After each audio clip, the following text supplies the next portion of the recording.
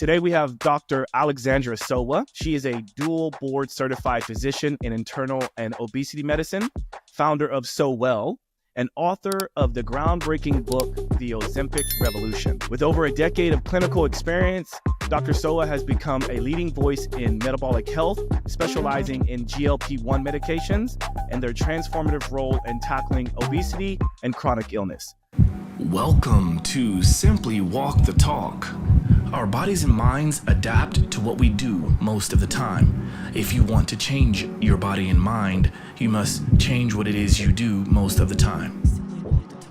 This podcast explores all things health, wellness, fitness, lifestyle, and biohacking. Stay tuned as we explore various thoughts, methods, and experiences from a multitude of conversations between our interesting guests and experts through many fields of work. Sit back, relax, and enjoy the show. Simply walk the talk.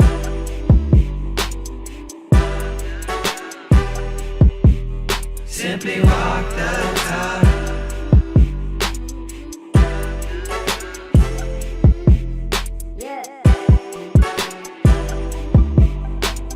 Dr. Sowa, welcome to the show. Thank you so much for having me. I'm super honored to be the first guest of 2025. Yeah, well, I'm honored to have you. And, I must say, to start this off, big shout out to Dr. Shaker Pie. It's a mutual friend of ours. And as we were talking at the beginning of the show, before we started recording, I understand that you've known him for quite a while. So long time. Yes, we were baby doctors together who were looking for our passion and wanted to explore preventive health. And we met each other, I don't know, over 10, 15 years ago at this point. Long time. Well, that's really cool. I think Dr. Shaker Pie has been on the show a couple times, and he's been known, I like to call him like a super connector. And so I'm grateful to be connected with you. And I'm actually very, very excited to get to know you more, because one of the things I love to do with the show is to allow the audience to be a fly on the wall while I'm getting to know certain experts in their field like yourself. And let's face it, loads of people have heard about GLP-1 and Ozempic, and you have a book, yes, as I discussed in the intro. If you're watching the show, you see the book. It's good. It's a good book. I haven't really started it. I got just beyond the introduction, which is very interesting. I'll let the cat out of the bag on this, but it's called Why Doctors Have Failed You. So if that doesn't, strike your interest, I don't know what else will. Yeah. So, let's kind of start there, because the fact that you're a doctor and your intro to the book has mentioned how doctors have failed us. I definitely want to learn a lot more about you, but I want to also start with your background. So let's talk about that. Yeah. Okay. So I have always been interested in preventive health, keeping people healthy and well. And I actually went to Johns Hopkins as an undergrad to study public health. And I really thought global health was going to be my calling. But after spending time at the World Health Organization and doing global initiatives, I realized that I still was craving that one-on-one interaction with people. And I thought, okay, maybe I am set to be a doctor first, and then let's see where this goes. So I went to medical school. I went to NYU, and I had excellent training. But I still was like, okay, but where do I fit here? Because I want to keep people healthy. I don't want to just treat end-stage disease. My dad was a surgeon, and he was someone who's like, there's a problem, let's operate. And I was like, okay, I have such a different mind here. And I'm more about what can we do to just keep us living long, healthy, happy, fulfilled lives. So I chose to study internal medicine at NYU. And because I wanted just to really understand the body top to bottom, inside out, and then decide where to go from there. I became pretty disillusioned with my training, not because it wasn't great, but because the traditional American system puts a lot of energy just on the management of end-stage disease. And when I was sitting in my clinic, which was so diverse, I trained at Bellevue Hospital. So I saw people from every country speaking every language.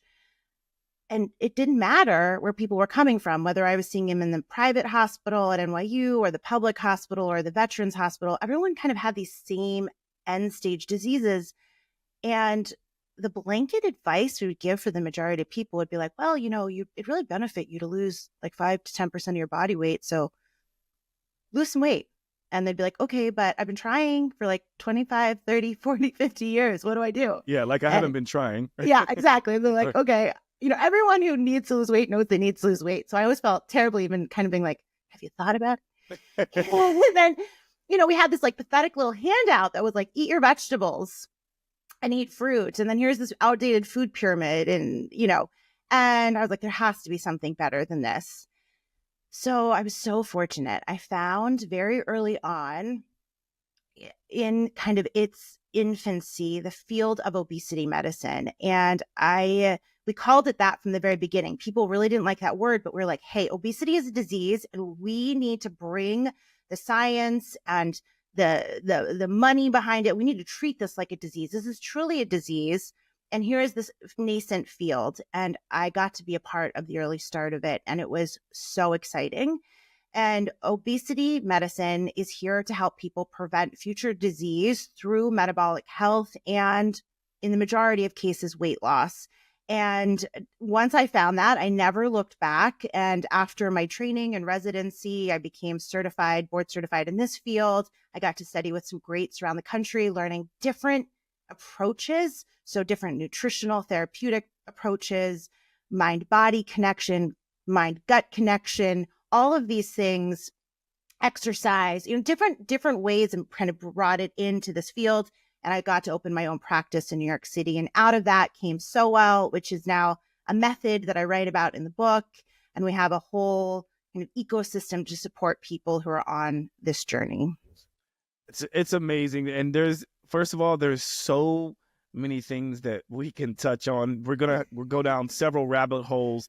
And if we run out of time while trying to dive through a lot of these rabbit holes, then I'm quite sure we're going to have you back. Because I can already tell we're going to have a fun conversation. And for those that are watching, if you are watching this, I'm going to pull up on the screen the website. So Dr. Sowa's website, which is hold on, I'm just pulling it up here now. There we go. So it's getsowell.com. And she just mentioned part of the book.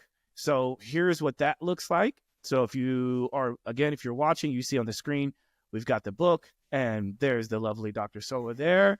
And also, just here's a few other GLP-1 resources, which I'm sure we're going to dive into and talk about.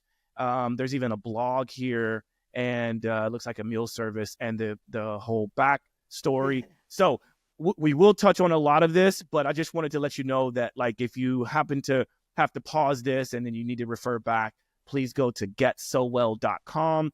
And then at the end of this, we'll also make sure to let you know the best ways to keep in touch with what Dr. Sowa has going on. So what you may or may not know is that the conversation around obesity is actually very near and dear to me.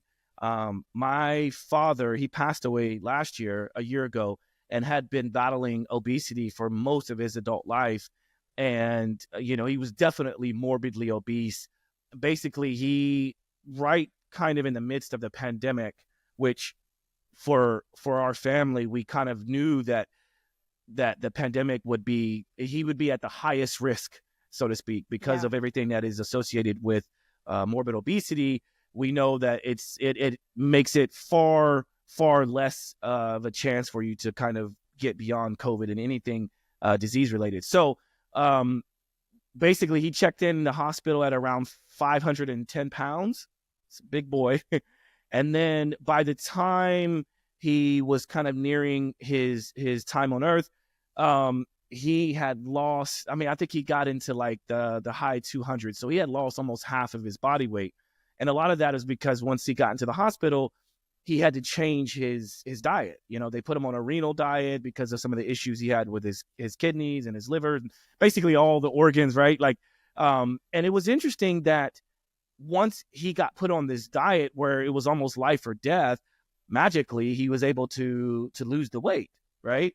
And now I'm not to say that he didn't lose weight without being in the hospital, because there was 2 different times throughout his life when he and I together, we decided to kind of say, hey, I'm in this field of health coaching and I'm a fitness trainer. Can we put our money where our mouth is, so to speak? Let's do it together. And I helped my dad lose over 100 pounds 2 different times. But what's interesting about that is that it's like this yo-yo effect. And I know you talk about that, right? In fact, on the front of the book, you say reverse obesity, end yo-yo dieting, protect yourself from disease. All of these things would have been very important for my father to know about.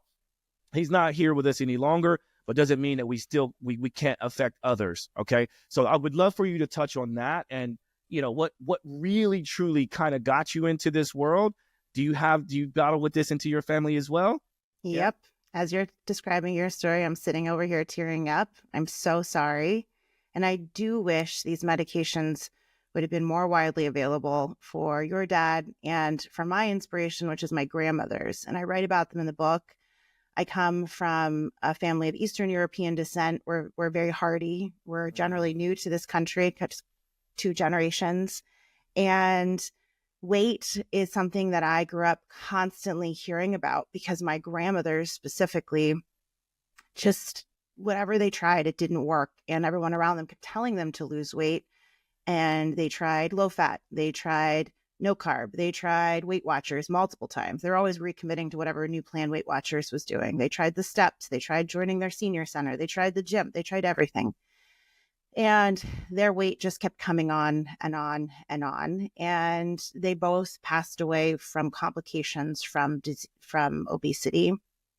And I think about them often. I think about them a lot. And I feel like they've been with me throughout the book writing process, because doctors and society did fail them. They tried. It wasn't for lack of willpower. They were doing whatever anyone would tell them. And, my poor grandmother, she had 5 children. And when she was pregnant with twins, her doctor said, you can't gain any weight. You're going to go on the watermelon diet.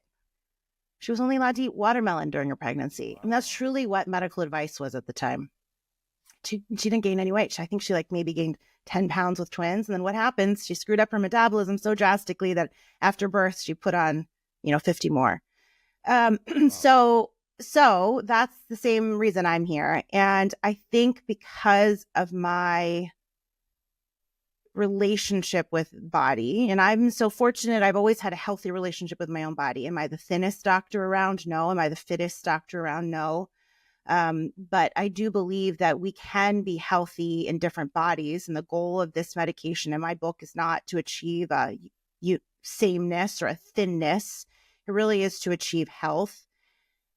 And I think my superpower when we talk about this conversation is that I do have a deep emotional connection to my patients. I think I know the story. I think I've borne witness to all of the trauma that excess weight carries. I believe my patients. And in that first chapter, I talk a lot about just how traditionally medicine just says, well, weight is a willpower issue and you're not doing the right thing. And I think often in medicine, we don't listen to our patients. It's a do as I say, and that's about it. And then walk out the door and here's a prescription. And even with these medications, I am seeing this. This is the reason I wrote the book, is that we still need a very holistic, deep understanding of these medications. You need to know what to do, not just walk out of the office with a prescription. And I see the same pattern of what got us into this first place repeating itself, even with these game-changing medications where doctors just don't have the education. We're not taking a holistic approach. We're not giving enough confidence to the patient that they can transform all parts of their life with this medication, not just take a medication. So yeah, I think it's a complicated field. I think it's nuanced. I think anyone who's listening who has struggled with their own weight, who has a best friend who's on these medications, or a grandma who could benefit from them, or someone in their past who they wish could have been on them, it brings up lots of emotions. And I think we need to honor that. There's a number of things that come up. And I must say, thank you for sharing that very vulnerable story. And I can feel it coming through for sure. And I'm happy that you are doing what you can, because you are truly making a difference, you know. And I'm saying this without even going too far in the book so far, right? But just knowing that we're going to touch on some stories that might help 1 or 2 people or 1,000 people, doesn't really matter, as long as we've helped, you know, someone to kind of get over that edge and maybe to extend a little bit more life and longevity out of this person or that person or these people, then we've done our job, right? So, so far, thank you for that. I can't help but try to place myself into the shoes of the person that is listening, the person that has heard about Ozempic or Manjaro or, you know, the GLP-1s, these weight loss drugs, right? There's so much misinformation out there. There's so many reactions. I think let's just hit it right on the head from the beginning. Let's talk about some of the most common misconceptions that you've discovered, maybe that you can either debunk or you can, I know we had talked about a couple of things that, you know, you don't quite know the answers to. And I would love to talk about those as well. Let's touch it.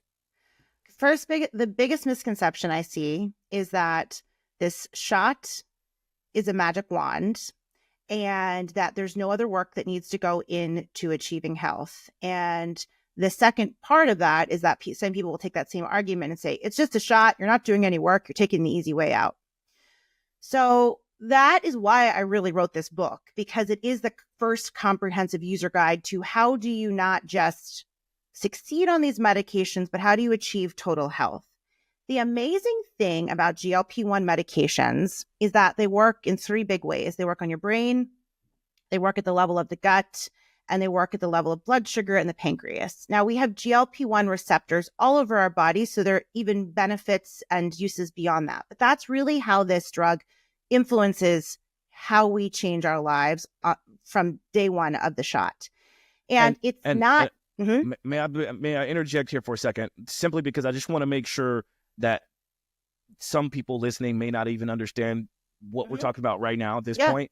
So maybe it will behoove us to kind of take a step back and explain what a GLP-1 is, the difference between maybe the word drug versus peptide versus prescription, you know. Yeah, totally. Okay, so a GLP-1. So we have, I'll back up even further. In the book, I have a whole chapter, you're going to get to it next, and you're going to love it, where I talk about why is obesity so difficult to treat and manage on your own, and why, when in the scenario of your dad, when you helped him lose 100 pounds twice, why did it come back on? There are real scientific reasons for this, and it really comes down to hormones. And I get deep into it, but I make it really easy to understand. But there are hormones in our body that are created to keep us at a set point. And unfortunately, in our modern world, and especially as weight comes on, these hormones become dysregulated. And one of those hormones is actually GLP-1. Some of the other ones that you might have heard about are things like insulin, leptin, ghrelin. And our modern world has made it that the foods we eat, they create things like leptin resistance, so our body doesn't respond to it anymore. The high level of carbohydrates and inactivity creates insulin resistance, and insulin becomes dysregulated and doesn't really operate in that balance mechanism that it should. And GLP-1 is also affected. And that's glucagon-like peptide, right? Yes. So GLP-1 is made in the gut, and it has a very short activity. So you eat and it's released, and then it's supposed to create this nice little balance of dynamic where you're done eating. And that's all we should need it for. But the problem is, since 1980, we've just been going up and up and up in obesity. That's for many, many reasons. I talk about that in the book too. And we need to get to the root of that. We need to undo that work, like the corn subsidies and our packaged food and our environment. So I'm not discounting any of that, and we can get more into that. But the GLP-1 hormone that's in our body, it doesn't really do its job anymore. And that's where this hormone, this peptide, this protein has come into play. Now, I come from a place of I support the FDA version of these medications because they are the ones who have been studied. And that's part of a misconception we can get into too. They have been around since 2005. And we have millions of people studied at this point, and that is the version of the medication that I feel really comfortable going on record. There really aren't any risks. We'll talk about, we can get deep into the studies, but that's what we're talking about. So yes, but it is a peptide, this GLP-1. Nice disclaimer, by the way. so GLP-1 analog, the medication, it is a mimicking of the hormone that we naturally create. And what's been amazing is that through the years since 2005, our versions of how we create this have gotten more effective at helping us with weight loss and our metabolism, with our blood sugar management, really, for lack of not quite metabolism, but really helping us achieve health. And that's because the hormone has gotten closer to what our body makes. And so we recognize it better. But what's super special about the medication is that it has a very long half-life. So instead of sticking around in our body for minutes, it sticks around for actually weeks. Now it has its longest peak in the first week, and this is why it's now a weekly injectable medication. So that it's mimicking something that naturally occurs in our body, something that doesn't quite work because of the modern society we live in. And once obesity comes on, once excess weight comes on and further dysregulates the relationship between the brain and the gut and the pancreas, these medications are very, very effective. And they are so effective because, unlike previous medications we've had in the field of obesity and metabolic health medicine, they are not just appetite suppressants. And when you're asking me about misconceptions, that's often what I hear about it. It's just, you're just not eating. And if you would just stop eating in the first place, you could lose the weight. It's not that easy, because I argue that a lot of what makes it so hard to lose weight is hormone dysregulation at the level of the brain. I use this example in the book, but just because you want to hold your breath underwater doesn't mean you can, right? Your brain will tell you to come up, when you're a little kid under the water and you're like, how long can I hold my breath? Well, there's going to be a drive centrally in your brain that forces you up to take a breath of air. And that is the same kind of driving force that happens if you tell someone who is dysregulated to just stop eating, right? There's going to be some hormonal override that actually, even if you will it, you can't just stop eating. And unfortunately, it becomes even further dysregulated by the types of foods you want and the cravings, and your brain actually becomes damaged by the sorts of food that surround us in this world. So these medications actually change what we crave, how we want to move our bodies, the types of foods we want, our ability to actually say, no, that wasn't on my plan, and I'm going to eat protein and vegetables instead of the first thing, I see walking home, and I'm going to, stop into Popeyes or something, which has never really been the way that people have reacted to other medications that we've had. And so that is kind of one of, I'm talking about all the misconceptions here. I started with the idea that this is just a thing you take and that there's no other work to be had. But really what's so transformative about this medication is that because it works on the level of the brain, if you are armed with knowing how to eat, knowing how to think, knowing how to exercise, knowing how to change your behaviors, for the first time in your whole life, even if you've read 50 diet books before, for the first time in your whole life, because of this medication, you will actually be able to start to make those behavior changes, because this medication is not just an appetite suppressant. It is truly a whole body transformation. And so, again, I'm going to keep going down these rabbit holes, because that was very beautifully explained.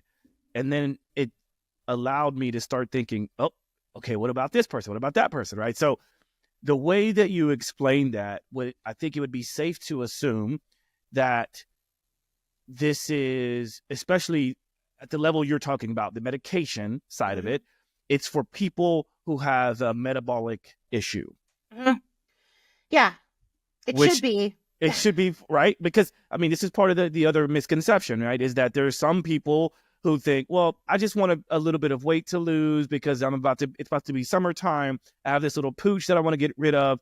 But they're, compared to the person who is morbidly obese or has a metabolic disease, that person is much healthier, right?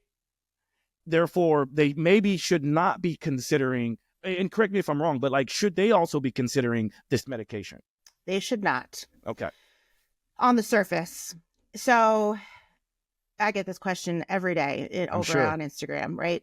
Because it seems so good to be true. And here I am talking about how amazing it is. Again, this is not a drug that's trying to get us to a place of thinness or leanness. It's not. It is really, and there are limits to what this drug can do, and we can talk about that. But, we were talking about the fact that our body makes this hormone, and then we give you this hormone, and then the body does what it should have been doing, which is helping us keep a balance, and it can help us take up to 25% of our total body weight, off. It helps us with heart protection, kidney protection, brain protection. It has all these benefits because we're decreasing inflammation, we're taking away fat mass. So you're like, well, that's great. Shouldn't everyone be on it? No, because if it's just for 10 to 15 pounds, well, okay, but then you are committing yourself to lifelong use of this medication because this is a synthetic hormone. And just like if you had hypothyroidism, in most scenarios, if you start to display signs of hypothyroidism and we have the discussion that you need to go on a synthetic hormone, you will likely be on the synthetic hormone for life. Right. It's very rare that people are able to come off of this medication. And same thing is true with this medication. So that was going to be my next question. Yeah. And there are and I talk about the people in the book who can come off of this med. It's really only about 5%, maybe up to 10% in the right scenarios where people are able to come off of this medication.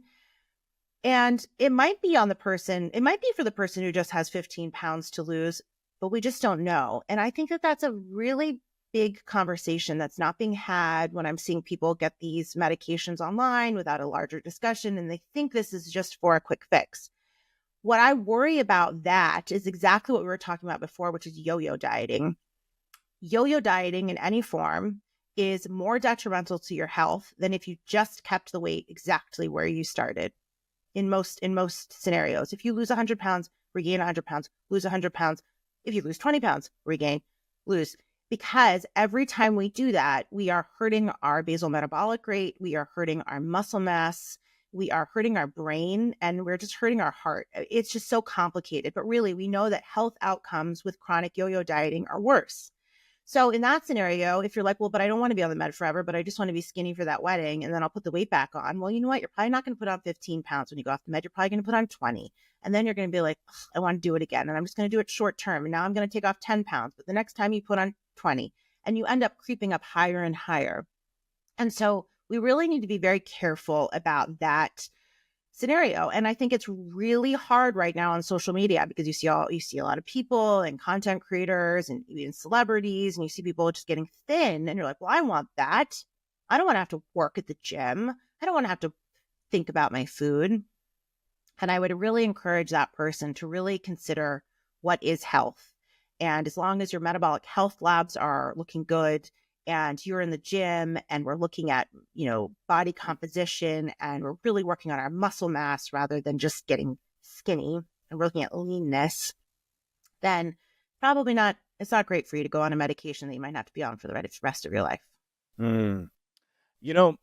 Something that I find to be very interesting, and I love kind of uncovering sort of random thoughts and ideas, because I realize I'm one person, you're one person, and we have, different ways of thinking. But then if we can imagine all the different people that might be listening or watching this, we'll have different ways of thinking as well. And so the fact that you sort of designated this conversation from your perspective, from your expertise, from your field of work, we're talking specifically about medication, right? But what about the person who is, and I again, I know you have certain limitations on what you can and cannot say, but let's just say the person that looks at this as a non-medication, right? They've gone online, they've done something with, that it would be considered a microdose. So maybe let's talk about it. There's nothing I can't talk about. Right? Okay. Yeah. Same thing. Even if it's a small dose of the medication, I'll use the same example. Like I have to start people on thyroid medication at the very lowest dose. It's still medication. And over time, you know what happens as people age and disease gets worse, you generally need higher doses of the medication. So I've seen this online that microdosing is like some sort of trick or hack to get out of like staying on this med forever, but it's not. It's just starting at a lower dose. And actually all of these medications have been studied at the microdosing dose. Like there's nothing, that's where we start. In clinical trials, people get different versions. We just know that generally the lower doses really don't achieve the health goals that we want. I think the biggest problem with people going online or going to places that aren't comprehensive, I'm an obesity medicine doctor. There aren't that many of us. So not everyone can come to a doctor like me. That is why I wrote this book. So I'm like, this is the blueprint, the framework for holistic health, right? So you can get all your questions answered. Here is the framework. And even for doctors who are like me, a lot of them operate in very traditional health systems where you get 20 minutes at max for a patient visit. There's only so much you can do in that time.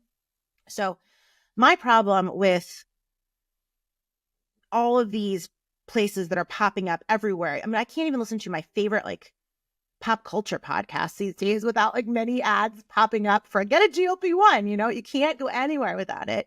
My biggest problem with them is that it is really just transactional and it's here's a medication. And we are not looking at this from a lens of health. A lot of these places aren't even ordering your labs. And I talk about this in the book. It's truly malpractice, in my opinion, to start this medication without looking at the fundamental metabolic health. Like, how do we know what we're improving if we don't know where we're starting? And how can you ever use that data to your benefit for making your decisions as an informed patient if you don't understand what your fasting blood sugar was or your insulin resistance, or let's look at your triglycerides? Metabolic health is pretty clearly defined, but it's often overlooked in even the traditional doctor's office. And especially in some of these places where people are like, well, let me just go get it online and microdose it. I don't care if you're microdosing it. You should still know what's going on the inside. Shocking statistic, but only let me say it on the flip. Only 12% of adult Americans meet criteria for complete metabolic health. 88% of us are falling short in one primary category of our metabolic health when it comes to either where we carry visceral fat or what our labs look on the inside. So that is just shocking. So if you're going on this med just for 15 pounds, like let's make sure you don't have prediabetes because it's silent and you should know that.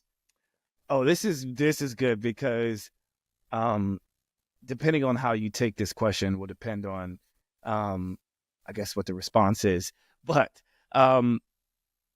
speaking of statistics, how many people do you see or what percentage of people do you turn away from prescribing Ozempic? Yeah, that's great. I actually have pretty clear criteria in my practice. And I talk about actually how sometimes I bend those criteria because not everybody, like a BMI misses things. That's body mass index for those who don't know. Yeah. Yes. So that's just height and weight. And it's not taking into account anything about your history and your story and specifically your body composition, which is where we should all be moving toward when we define obesity. Yeah. I really can't figure out why we haven't been able to get like easier, more widely adopted mechanisms for body fat composition. I know. Money. Money. It's all about that money, baby.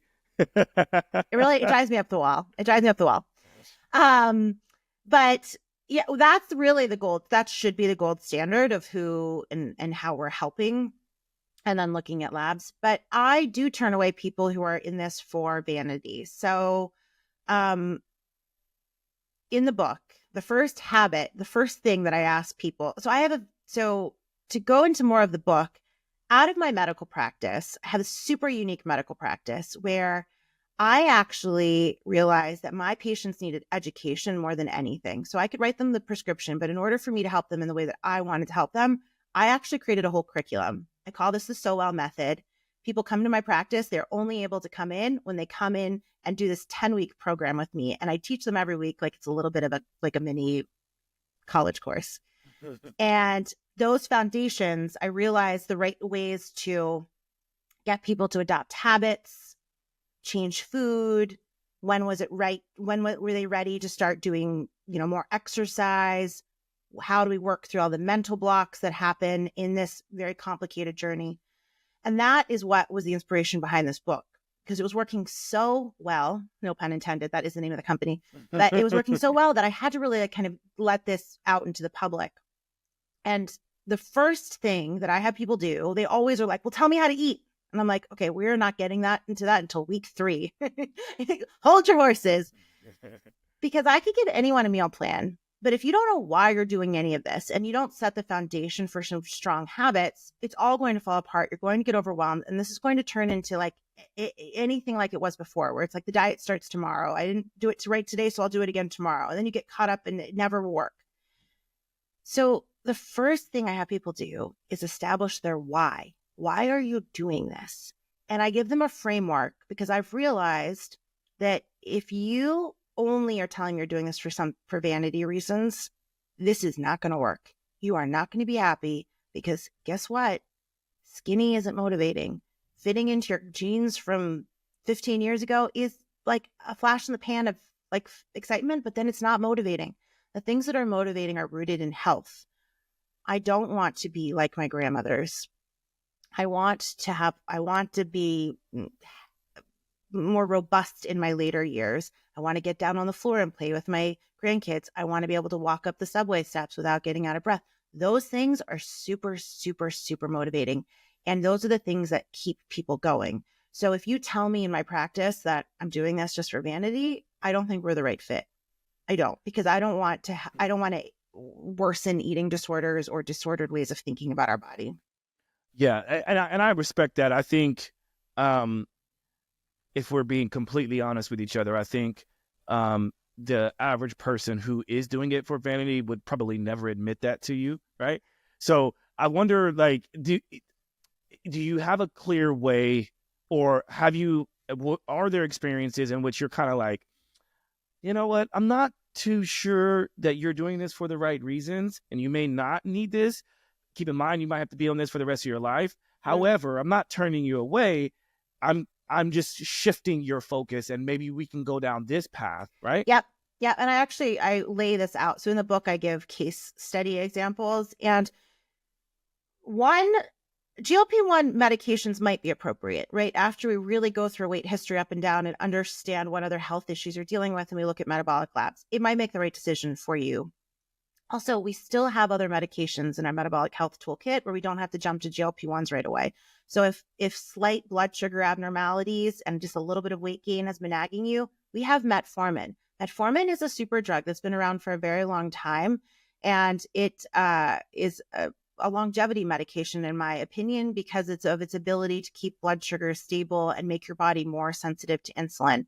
We have other tools that aren't as expensive, aren't as, there aren't shots. And there are other things that we can do. So I think that everyone deserves kind of a full look.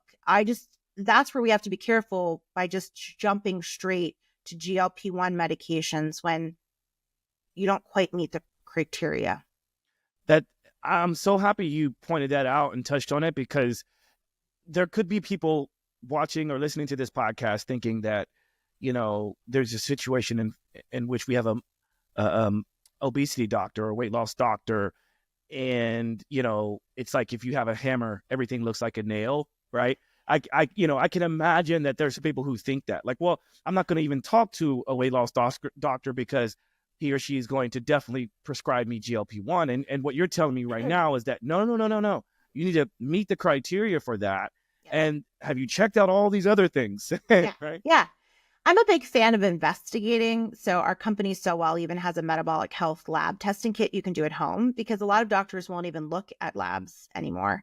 Like they'll just come in, like, you got them 2 years ago, you're good, or you need to better understand. And they're like, oh, you're not 30 yet. We don't even need to check your cholesterol, or fasting insulin. You can see our little kit here on the website.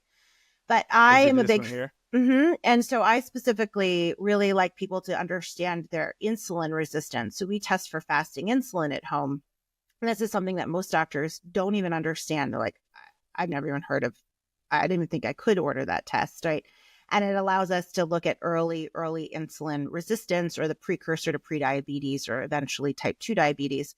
And so I think that if your doctor says, no, just eat less, exercise more, there are more things you can do. And starting with uncovering your metabolic health is really the first step of that. And yes, we have other what we call anti-obesity medications and other medications that can target anti-inflammation and lower blood sugar that can be very effective for that 5 to 10 to 15 pound weight loss. Also, I do believe, and some parts of the internet have come after me for this, Uh-oh. but yeah, you ready to get controversial? I Let's believe in therapeutic diets sometimes. So meaning not dieting, but understanding if you see underlying insulin resistance, learning how to look at carbohydrates and learning how to really favor macronutrients that will serve you. In the book, we talk a lot about protein first, because when you're on these medications, you don't have a large appetite, and it's crucial you get in your protein. If you find that you have underlying insulin resistance, it becomes even more crucial. And there are patients in my practice, and I don't include it in the book, but I include a link out if people want to learn more about it, but for very low carbohydrate diets. Occasionally, when our bodies become so dysregulated hormonally, it becomes a very clear path to feeling well when you eliminate carbohydrates from the equation. This is not for everybody. This is for very specific use case scenarios, but there are a lot of ways that we can still manage our metabolic health outside of medications, but the medications make it so that we're not just constantly on this yo-yo dieting cycle and getting sicker and sicker and sicker. So then, are you leveraging other tools like CGMs, continuous glucose monitors, and things like that? Are you working? So I don't find them as necessary for people who are on the GLP-1 journey, but for those who find that they have underlying insulin resistance and they're in a pre-diabetes state and they want to better understand without medications what's going on, I think it's super effective. What's that? I did it. I did it you for did those it? reasons. What did you learn?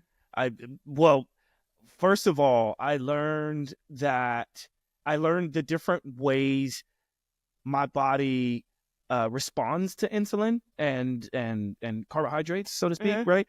And like the difference between doing, I think maybe the most fascinating was the difference between doing like an endurance workout versus a strength workout, like a high intensity interval training. And my insulin would spike when I was doing the high intensity interval training, and it wouldn't as much when I was doing endurance training. And so that's a really cool strategy, I think, for competitive athletes, right? And, it's not just for the person who wants to lose weight, but then doing the test to make sure that, like doing all the blood panels to make sure that I was a good candidate for it. I discovered that I was very close to being pre-diabetic. So it made me go, uh-oh. So I understood this conversation around metformin and whether I need to take it or not, how to regulate my hormones. So it was a good wake up call for me.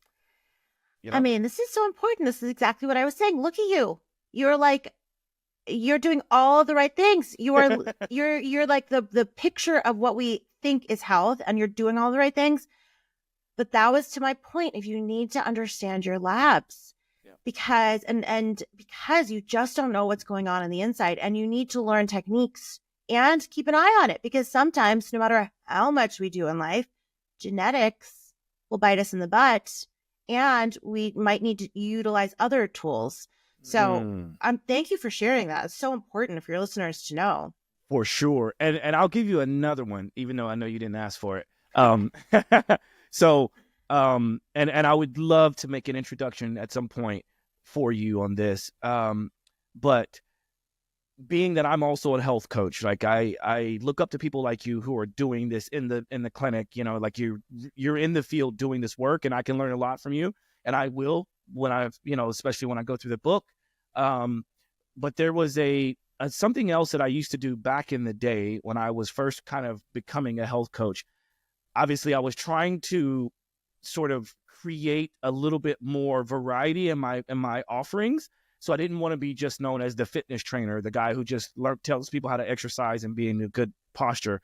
So I started to do health coaching, and I learned the importance of the gut health, right? So our gut microbiome is completely crucial for our longevity, also for our health, right? And so back in the day, there was a product called Viome that I used to work very closely with, right? There's another one now, though, that I feel like is probably the best on the market, at least the best that I've seen in a long time. It helped me to really understand my weight and the fluctuations in my weight. And it's a company called Vitract. Are you familiar with Vitract? No, I don't know that one. Just looking. Okay. Very, very good. Okay. Because, you may have heard of the gut bacteria known as Akkermansia, right? Yeah. So Akkermansia has been discovered in the guts. It's plentiful in the guts of people that are lean, right? And so when you hear that, a lot of times people go, oh, well, if I want to be lean, it's almost like doing a stool transfer. You can just take more Akkermansia and chances are you'll get more lean. And that's not true, because there are some people who have too much Akkermansia, and then there are some people who don't have enough. And when I did my first Vitract test, my gut test, I had 0% Akkermansia. 0, right? It was the first time that they had seen anything like that. And I had nearly 100% butyrate, right? Which is also a very interesting thing. So I was able to benefit from taking Akkermansia, but I wouldn't have known had I not done that test. Yeah, that's a little bit of the problem here, as we know how crucial the gut microbiome is for weight. We haven't been able to crack that nut yet. It's kind of like in terms of clinically being like one size fits all. It doesn't.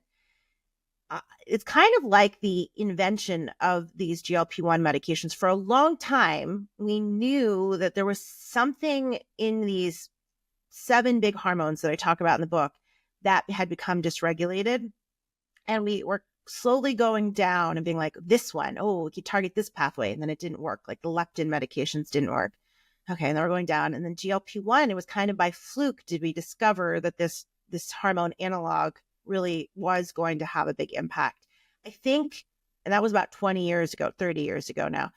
I think we're at that period with the gut microbiome where we're slowly starting to realize, okay, it's exactly what you said. It's like we need to treat on the individual level. This is so important. Something, I talk about this tipping point in about 1980s where we were pretty lean. You look at pictures of the beach, right, from the 1970s, and everyone's lean. There's lean. Happy to have their shirt off, right? Yeah. And then you look now, and we don't look like that. So we have lots of working theories as to what happened. But I think as a whole, what really did happen was our change to the microbiome. And we do know that and I talk about epigenetics in the book. I actually think that that's kind of the key to reversing all of this within a few generations. Our obesity epidemic is the epigenetic component. Like, how do we go back? Like, yes, there's always going to be a genetic component where about 10% of people will probably still have obesity. But how do we go back and go back to undoing our epigenetic modification, where we've all 70% of the country now suffers from obesity. And I think it's that gut microbiome connection, but we're just on the cusp of being able to make this global. And it does seem in some early scientific rodent reports that we are seeing improvement overall with GLP-1 medications and what's happening in the gut, which makes a lot of sense. And I'm so happy you said that last piece, because this could be part of the strategy in making that decision when someone's on the fence on, deciding whether they're going to be on a GLP-1 for the rest of their life versus let me try something and just to make sure before I have to go down that path, right? Because let's face it, right now, it's still cost prohibitive for a lot of people. And this is the thing that is so problematic, because it's typically the people who don't have the money to do it are the ones that need it the most. So I don't think this podcast will go live in time, but sitting in Congress right now is actually a new proposed rule that will allow for Medicare and Medicaid to cover anti-obesity medications, GLP-1 drugs like Wegovy. Oh, that's Um, huge. it's huge. We have actually had a rule on the books since the early 90s that said Congress could not fund any obesity medications, weight loss medications. And we have been working, our societies and lobbyists have been working on reversing this for a long time. And this rule would really transform affordability for all people if we were able to get the government involved. And it's really hard to deny the large benefits of these medications. So we lose weight, we control type 2 diabetes, but what we're seeing now are all the downstream effects of these diseases. So decreased all-cause mortality, decreased risk of heart attack, stroke, decreased kidney disease. We can literally stop the progression of prediabetes in its tracks to type 2 diabetes. You do that, you have a downstream effect of all of the things that come with it, right? Kidney disease, heart disease, amputations, immobility, things like that. And now we're even starting to potentially see benefit in treatment of dementia. And we're seeing osteoarthritis improvement. Sleep apnea just got an indication for these medications. So Congress now can't really say this is just about weight. They're like, oh, we got a medication now that's helping us with all these future downstream diseases. So we're really hoping, if we all voice enough support, that if government gets involved, then everybody will have to bring these prices down and it'll become more affordable for all. In Europe, the cost of these drugs is about $99 to $199 a month, not $1,200. It's ridiculous what we do here in this country. Of course. And again, that's the reason why people are resorting to going online and getting things that may not be as effective. It may not even be. Can I also GLP-1. say these compounding pharmacies are still super expensive. Yeah. Like, it's the pharmaceutical companies who kind of set the precedent. They're overcharging everybody, and I don't even know what's in them, and it makes me mad. So we just really need to get the standardized drug prices down, and our government at this point, I truly believe, needs to be part of it. I will also say, for anyone out there listening and being like, no, the government's job should be for prevention, I agree. And I have seen this dichotomy of people being like, Ozempic means that we're just like slapping something on the problem. We need to fix our food chain. We need to fix what got us here in the first place. I agree, but we can do both at the same time. Yeah. And if anyone's like, but I still don't understand, like, if we just gave everyone in the United States healthy food, wouldn't that solve it? It wouldn't, because this is what I want people to understand, is that obesity is a disease. And just like, let's use the example of smoking and lung cancer. We need the government to get involved to prevent smoking in the first place. So that's the way I look at improving our food sources and our food in our schools and how we move and how we're incentivized to keep up with our health. But if you progress to the point of lung cancer, we can't use those same tactics. We need to treat you. And that's where we sit right now. So we need to do both things at once. And my hope is that once we treat the disease, we manage it, and there's this trickle-down effect, and then we could realign most of our energies for just prevention. It's very similar to the idea of alcoholism. So I'm sure you know this, but for people who are listening and watching, you may not understand this, but when a person is a true alcoholic, you can't just, well, you can, but it's fatal to just take them off of alcohol immediately. Like, they can die, right? So this is to your point, right? Or similar to your point, which is, there's multiple things we can be doing. And I want to touch on one other thing that I want to make sure that people understand, that there's so much more to this than just losing the weight, right? Because we have to also remember why a person got to that point in the first place. A lot of times it's mental, right? Let's say, like in my dad's case, he experienced a divorce, with my brother and I's mom, and, his two sons got taken away from him for a period of time. He then got his kids back. He was a single father raising us, doing all of these things, right? Our mom was also, going through life, dealing with everything. So she had it very, very tough. So both of my parents had it very, very tough. But my dad, I think, was the one that really took on this idea of empty nest syndrome, right? When my brother and I left, he finally got us back. He was raising us by ourselves, so to speak. And then my brother goes off to college. I go off to college, and then I move out of the state, traveling the world. And, the only thing that has kind of given him comfort, because he doesn't have a new wife, he doesn't have a new family, not many of his friends are there to come by and visit him. So he's taking comfort in eating. So what happens then when your identity becomes, the fact that you are an eater, that you are overweight, that you're obese, that you've had to crawl into your shell every time you see a kid pointing at you saying that, oh, he's fat, daddy, he's a fat man, right? Like, what happens then when you lose all the weight? You don't just magically become a happy person, right? So, like, do you have something in your program that you could also work to? You're gonna love this book. Please keep reading. Okay. So what you just touched on is so insightful, and it's really, really important. And it's the part that gets totally missed in this conversation. So I lay out the 3 chunks of foundations in the book. We talked a little bit about the why, and I'll tell you about people how to keep up with their habits. That's the habit foundations. And then I tell you about the food foundations. It's not a diet, but like, how do you nourish your body? And then in that is also the lifestyle exercise. And then the third foundation, the part that I think is the most important, is the mental foundation. And I use cognitive behavioral therapy in my practice as a foundation to help people catch, this is how I describe it, catch their negative thoughts and to get ahead of the things that are going to happen in this journey. And I've never seen this done anywhere else, but in the book, I'll lay out kind of the things that will cause you distress in this journey. And I see it almost across the board. First time it happens is the first 10 pounds down. People start to panic that this won't work, just like every other diet has never worked. And they start to really tell themselves, and I lay that out.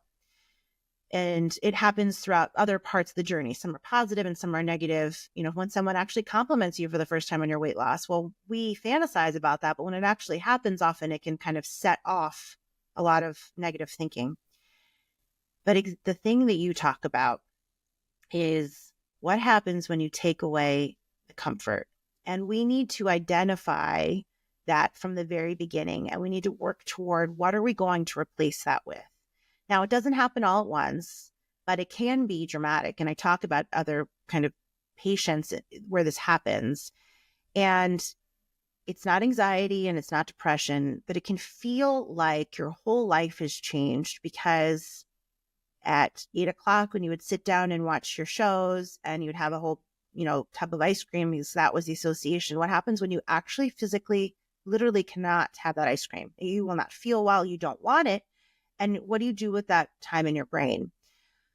I actually encourage people to go back to what they enjoyed in childhood. When your dad had you in the house and he had you with all of his I know you did. I can just tell your dad had you sign up for activities and you were doing things, and you foster hobbies. Well, unfortunately, a lot of that falls away in adulthood. And what do we replace it with? We replace it with going out to bars with friends, food, eating, self-soothing with cookies. And we need to work really hard to get back to, what else do we do with our time and our space and our brain? And, I give examples to people of what that could be. I've had people take up needle pointing. I have an example in the book. I've actually had an adult patient who was like, I really liked Legos as a kid. Can I go get like one of these like adult Lego kits? And I was like, yes, pretty cool. That's a great thing for you to do at night with your hands, right? Our grandparents used to whittle and exactly. You need something to do with your hands. And then as more weight comes off, generally your life starts to open up a little bit, where maybe you're going to go for that walk after dinner instead of kind of just moving from table to couch. And that's great. And you'll want to do it. But in the interim, we really need to pay attention to that. Also, there is only so much that we can do with work on our own. So I give people the structure to do this mental work on their own through the book. But usually at some point in the weight loss journey, if this is something that's opening up a void, you're going to have to work with a therapist and kind of get more to the root of, why did we start filling up our life with food or drink in to kind of fill a void. And what do we do to unwind that? So that's shocking to people because just like you said, losing the weight doesn't make you different on the inside. People think, okay, I'll get to my goal weight. And that's when they need the therapist because they're like, but I'm not happy. I'm always telling that, like, thinness does not give happiness. Sometimes the way that our whole life changes will, but we often have to work on it. So it's kind of looking out for it as a red flag, knowing that you're not alone, knowing that this is a very collective experience, even though you experience it alone, and just kind of being on the lookout. It's really important. I'm glad you brought that up. Yeah, and thank you for talking on it because, if a person hasn't seen it so far in this discussion, if they're still with us now watching and listening, like clearly, your stuff and we haven't even touched, we're just kind of at the tip of the iceberg here, but I there's a number of things that I can't wait to ask you about, and maybe we have you back. Like once I actually go through the book, I have a feeling I'm going to be suggesting this to people over and over and over. But I don't want to lose the opportunity to make sure that people see what's on your site. So I'm going to share the website again so you can see all the different products because first of all, kudos to you for building a beautiful website and building a brand that has so much benefit to it, and I think it's worth applauding and celebrating. Thank you. So we've got the B complex, we've got balance, you got blender bottles, you got sleep supplements. Yeah. So just a little bit backstory about this brand. So in the pandemic, I started with an at-home testing kit because people really couldn't get into the doctors. And I was like, listen, weight is coming on very fast. We know that weight and metabolic dysfunction makes COVID worse. I'm going to do something pretty unique. So I launched this at-home testing kit. You can prick your finger. We call it the Weight Biology Kit. And from there, this brand started to evolve.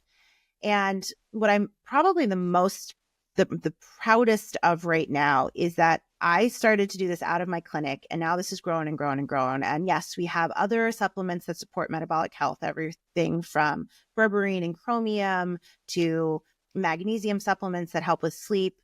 But our hallmark product right now is called the GLP-1 support system. And we really have come out as a brand for people who are on GLP-1 medications or at any part in their journey. Maybe they're pre-contemplative, maybe they're on it, or maybe they're coming off of it. And there are things to do to support you if you need to come off of this medication. Our GLP-1 support system is 3 products. It's fiber, electrolytes, and protein, but all made enhanced. So they have many things in them. So I took these 15 supplements that I was recommending to everyone and I put them into these products. And they're all made specifically for the GLP-1 user. So the taste buds, their guts, all this healthy gut microbiome stuff. There's nothing fake in here. There's no dyes. Everything's enhanced. So it's gentle on your gut and that it's all natural. And it was really important to me because I had to recommend products to my patients, but they were all, I didn't like, can I curse? I want to say they're all crap. They're all crap. Yeah. And I didn't like them and I didn't feel good about it. And so I went out and created it. And now this brand Sowell is going nationwide in retail. And I'm really proud of it. And a lot of people come at me and say, but you're a doctor, you shouldn't be recommending, don't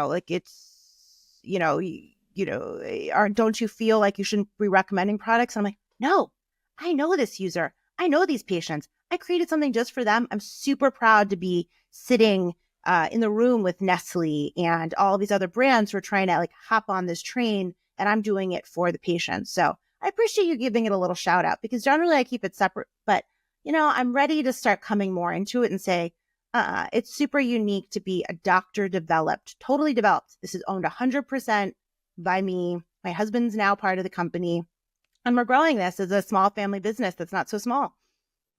Well, I definitely have a couple of ideas that we might be able to collaborate on. Great. So we'll talk about this off show, and then who knows, maybe whenever if we do something together, who knows, maybe people will start to see it come alive. And we talked about it here first a little bit. So, this has been fascinating, and I would love for the audience to kind of jot down your questions, your feedback, your comments, your concerns, and maybe put them in the comment section, or email me, or hit me up on social media. Obviously, we'll link to everything on the show. We'll link to Dr. Sowa's information, all of the website and her social media, of course. But I like to get weird before we sign off. Okay. I like to get a little bit weird. And I've been doing this podcast since 2017. So I've been doing it for quite a while. And one of the things I used to ask all the time would be like, what is your number one pet peeve, or your top 2 pet peeves? And while that's fun, and I like to understand what makes a person tick, I started to kind of switch it last year to ask people like some of the most random questions there are. So Hit me. what I would like to know is, what are your thoughts on aliens? Oh, they totally exist. Yeah. Have you ever seen one? I have not, but I why not? I mean, they have to be out there. Why do you think that? I think, being a doctor, you realize there's so much we don't understand out in the world. And I think I've connected with people. I've been with people when they die, and there's something beyond us. And why do we get to selfishly believe that we're the only ones who experience what's out there? So I totally believe in other life forms. Well said. And if that's the clip that goes viral from our talk today. Well, let me follow that up then, because I love the way you spoke about that. And you had this beautiful smile on your face, so you definitely weren't thwarted. But if you had the ability, like if there was kind of this magical opportunity to do one way or the other, if you were able to actually experience a UFO or an alien abduction, would you go for it, or would you say no? I've got 4 kids, so I got to stay put and take care of them. So I'd probably say no, because I wouldn't be sure I'd return. Interesting. Okay, well said. Yeah, that's funny, because I've always said that, like, if ever, this conversation comes up, because I mean, I've got weird conversations that happen in my friend group, and we don't mind getting weird. In fact, we love getting weird, but I always say yes. But however, when you mention the kids, I have 2 small kids, and I can't imagine leaving them on this earth without me. So yeah, maybe I would have to rethink that. I'd have to rethink a family trip, epic spring break. Right.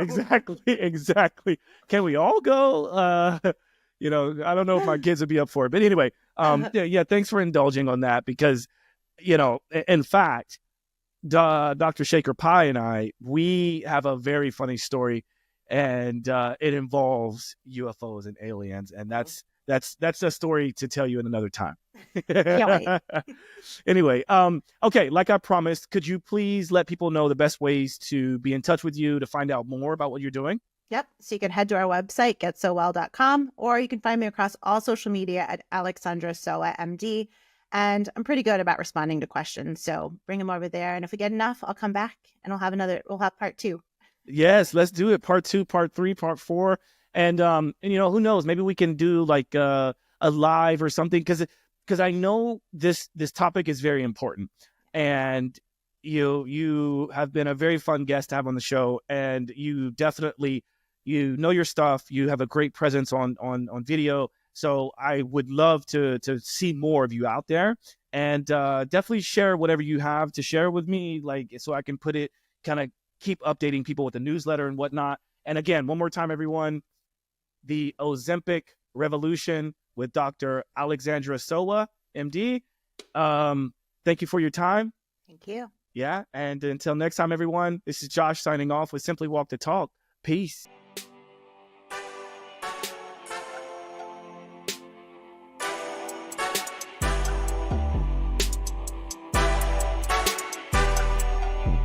Simply walk the talk.